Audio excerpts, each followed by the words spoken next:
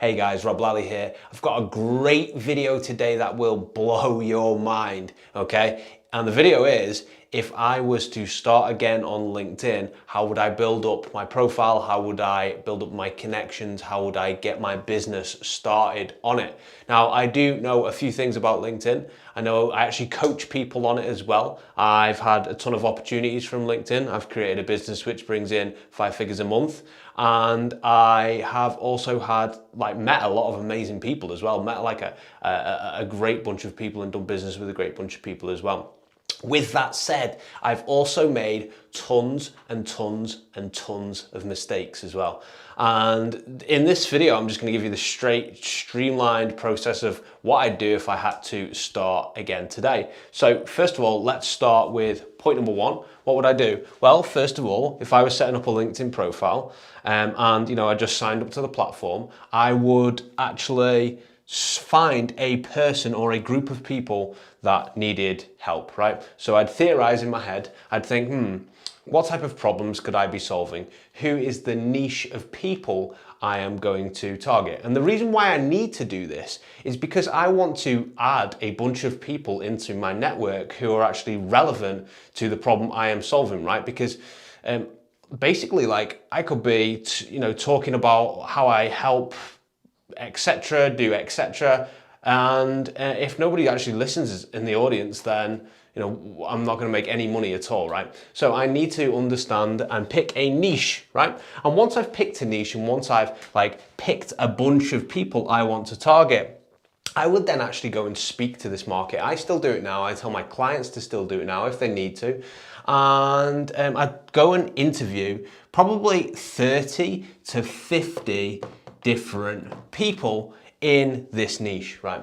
And the reason why I would do that is because I want to make sure that the problems I think my business is solving, it actually does solve. And that my selective focus hasn't just picked something which I think is a problem and then I'm going to spend 2 years trying to make it work and it's not actually anything anybody would ever pay for, which is a massive, massive problem from people that I speak to and people that I coach as well and people that I get on the phones with. And the reason why it's a massive problem is because people have selective focus. It's called RAS. They have selective focus. And often when we are thinking of creating a business, our selective focus will be like, I think this is a problem for this group of people because it's something I used to suffer with. And what happens is these guys always just make a business around it and then they come to me, a year and a half, 2 years later, and they're like, no one is buying anything that I'm selling. And I always ask, so did you actually do your customer research? Did you actually do your customer interviews? No, I didn't need to because I already know what the problem was. That right there is a massive, massive risk in business. Your selective focus in business will lead you down the wrong path, right? So it's very important that you actually take these people out and interview them. 30 to 50, I'm not kidding, that many people. And I have wasted tons of time by not doing this step on a business I created. I also saved myself months and months of time and actually got rid of a business idea early once I found out from speaking to, I spoke to about 35 people. It was in an occupational psychologist niche. And when I actually spoke to these people, the idea I was trying to solve, the problem I was trying to solve, it just didn't actually exist, right, with them. So I was just like, thank God I didn't go down that route and start creating this business about that because nobody actually cares about it. And I saved myself a load of time, a load of money, right? So that's number one as well. That's number two, sorry. So number three is if I have found a great idea and I think it's actually worth going into business for and it's worth actually, taking a look at, I will then build a LinkedIn profile which is speaking about the pain points which I've found in the interviews. So we're speaking about the pain points and we're speaking about the goals of this niche here that we've found throughout the interviews and found through our customer research as well.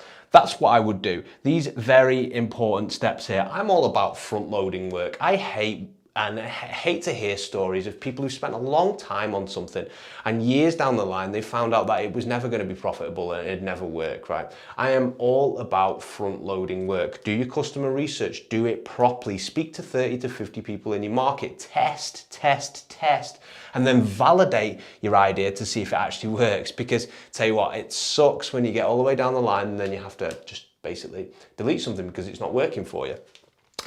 So then I'd make a LinkedIn profile around my pain points and my goals. If I found in my interview that this isn't a problem which I can solve, I would then go back up and select my niche. All right. If it isn't. So from creating a LinkedIn profile, what I would do then, I'd still have 0 connections. So I would actually be looking at this type of niche on LinkedIn, and I would then be connecting with them. I'd be cold connecting with them. I'd be connecting with people who are the second connections, because they're most likely to connect with you, right? Because it might be like a friend of a friend once you've got a few cold connections. I would also be engaging in comments on posts and things. I'd be looking for people who basically like are interested in what I'm doing, right? So they might be commenting on, maybe like blog posts, or they might be commenting on LinkedIn content and things like this. And I would see them in the comments and I'd start chatting to them and engage, and then eventually I'd connect with them, right? Once I've got a fair few people, I want to say over 500, but really I'd start this next step here. Once I've probably got like 100 to 200. I would then start continually speaking to them, but I'd also be creating content as well. Content of relevant content, which is just going to get targeted to these relevant people in your niche. When I started out on LinkedIn, I had tons of people from past jobs, I had tons of connections I've made over the years. And when I started my business, it actually went against me as well, because when I was creating content, the algorithm was showing it to these guys and it just wasn't interesting to them. But if you create content that's actually, super valuable to your niche here, very, very, very valuable, and actually solve some pain points for them, these guys are going to start to see that you're the real deal. They understand what you're about as well. So create valuable content. LinkedIn is so busy right now. Everyone's creating content. It's getting a little bit more like Facebook. Some of the polls that I've seen in the last week, they're like, what's your favorite color?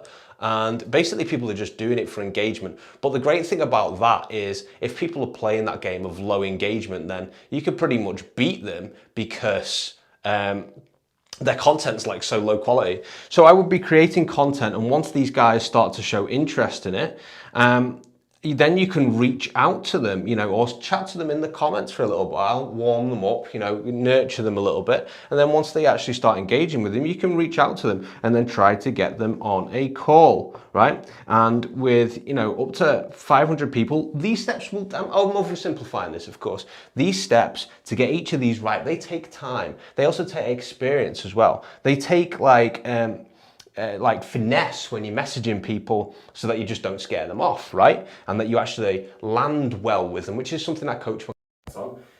But basically, these are kind of the steps that I would take if I was going to go from 0 to where I am right now. And I don't actually have a lot of connections right now. I only have about 5,000 connections. But I've spoke to people over the phone who wanted to become clients of mine, who have 60,000+ connections, get thousands and thousands of likes and comments on their post, but nobody actually wants to buy from them. So remember, this game is all about buyers, not followers, right?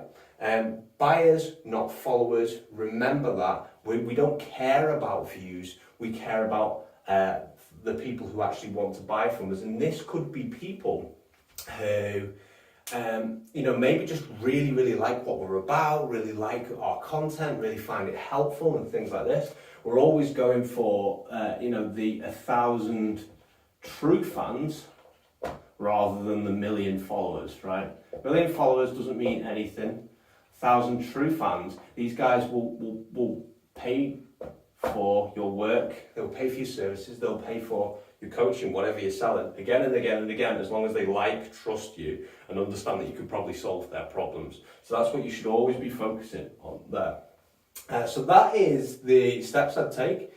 I hope you found that helpful, hope you find that useful. If you're watching this on YouTube, please subscribe to the channel, it massively helps me out. And let me know below what you thought of this video on the comment section. Let me know, if you think these areas are helpful, if you would do something else, or if you think, maybe there's something you change around there.